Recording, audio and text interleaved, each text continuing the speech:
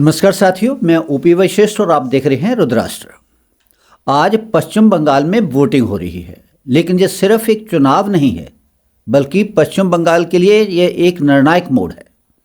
एक तरफ 15 साल की ममता बनर्जी सरकार और दूसरी तरफ बीजेपी की वह कोशिश जिसके बूते वह इस बार ममता बनर्जी से सिर्फ मुकाबला करने नहीं, बल्कि मैच पलटने के इरादे से मैदान में उतरी है।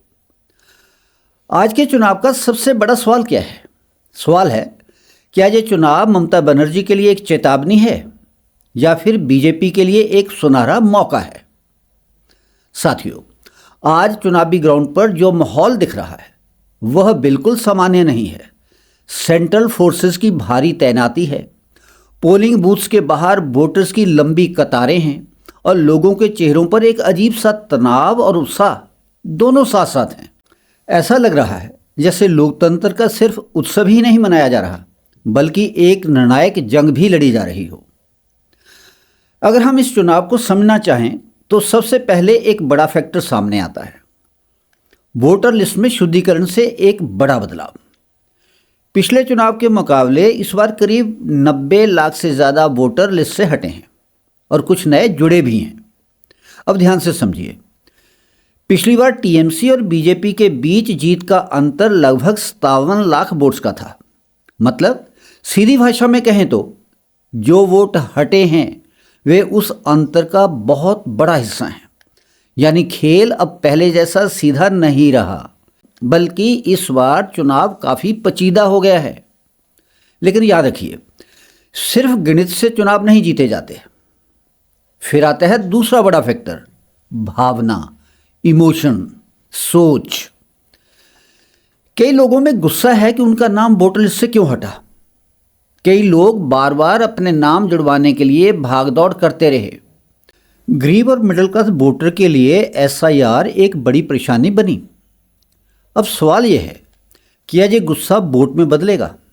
सीधा जवाब है, हो सकता है गुस्सा वोट में बदले, लेकिन पूरी तरह नहीं बदल सकता, क्योंकि जिनका नाम लिस्ट से कट गया वे खुद तो वोट नहीं डाल सकते, लेकिन उनका गुस्सा उनके परिवार और समाज पर जरूर असर डाल सकता है। अब बात करते हैं सबसे अहम मुद्दे की, एंटी इनकम्बेंसी, मतलब सत्ता विरोधी लहर। आम जन में सरकार के खिलाफ गुस्सा। 15 साल की सरकार है ममता की पश्चिम बंगाल में, तो स्वाभाविक है कि सरकार में थकान आई होगी और पब्लिक में नाराजगी भी। चुनावी ग्राउंड से जो संकेत मिल रहे हैं उन्हें देखते हैं। लोकल लेवल पर भ्रष्टाचार के आरोप सरेआम सरेराह सुनने को मिल रहे हैं। टीचर भर्ती घोटाले की चर्चा हर गली चौपाल पर है। युवाओं में बेरोजगारी को लेकर गुस्सा है और एक वर्ग में अपीजमेंट के खिलाफ भावना भी है। इन सब ने मिलकर ममता सरकार के खिलाफ एक धीमा लेकिन असरदार माहौल बनाया है। लेकिन यहाँ एक ट्विस्ट भी है, ममता बनर्जी का कोर वोट बैंक अभी भी काफ़ी हद तक उनके साथ खड़ा है, खासकर महिला वोटर और कुछ खास सामाजिक समूह। हालांकि ममता के वोट बैंक में दरारें दिखनी शुरू हो गई हैं। अब आते हैं बीजेपी की रणनीति पर।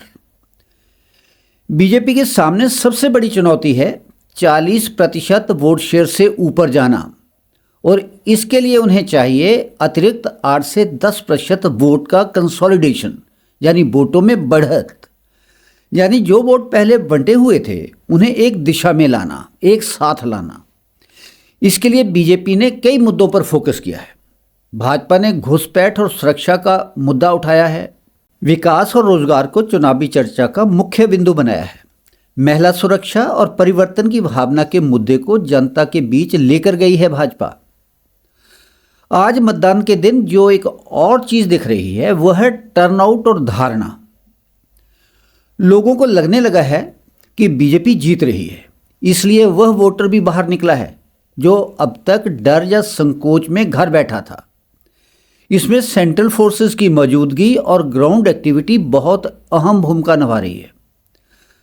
अब अगर पूरे चुनाव को संक्षिप्त में समझें तो गणित कहता है कि मुकाबला कड़ा है, भावना कहती है कि वोटर में गुस्सा और बदलाव की इच्छा दोनों मौजूद हैं, और रणनीति कहती है कि आखिरी समय में जो धारणा बनी है उसमें बाजी सत्ताधारी पार्टी के हाथ से निकलती दिख रही है। साथियों, आज का दिन पश्चिम बंगाल में सिर्फ वोट डालने का नहीं है। आज का दिन यह तय करने का है कि पश्चिम बंगाल स्थिरता चाहता है या परिवर्तन। ममता बनर्जी के लिए यह चुनाव आसान नहीं है, क्योंकि 15 साल की सत्ता के बाद पश्चिम बंगाल के जमीनी हालात ने गंभीर सवाल उठाए हैं और बीजेपी के लिए भी पश्चिम बंगाल का चुनावी रास्ता सीधा नहीं है, क्योंकि जीत के लिए माहौल के साथ साथ अंतिम वोट ट्रांसफ़र भी जरूरी होता है।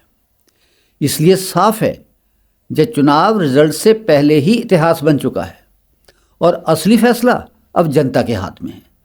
अगर आपको हमारा ये विश्लेषण पसंद आया हो तो वीडियो को लाइक करें, चैनल को सब्सक्राइब करें और इस वीडियो को ज़्यादा से ज़्यादा शेयर करें। हम मिलेंगे अगले वीडियो में एक नए विश्लेषण के साथ। तब तक के लिए धन्यवाद। जय हिंद, जय भारत।